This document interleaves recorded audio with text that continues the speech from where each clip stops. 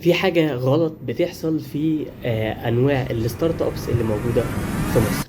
لو عايز تعرف إيه هي الحاجة الغلط كمل معايا بقية فكرة إيه إن الستارت أبس، إيه هي أفضل الستارت أبس كانت موجودة خلاص كده في السنين اللي فاتت. فاتفاجئت بحاجة غريبة جدا. اتفاجئت بإن الستارت أبس اللي موجودة أو نوعها أو كده كانت شركات كلها فينتك. طب يعني انا عايز اسال سؤال، يعني لو كل الشركات تبقى فينتك يعني كلها فاتحه دكاكين ومعلش يعني انا اسف وبتاخد عمولات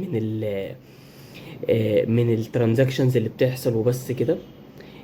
فين بقى الانتاج الحقيقي؟ فاهم قصدي؟ فين المنتج الحقيقي اللي هو طالع؟ يعني هي كلها برضو يعني ازاي دوت واخدين توب فايف منها فوري دي اول واحده فيهم.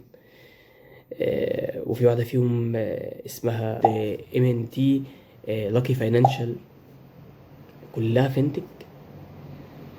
يعني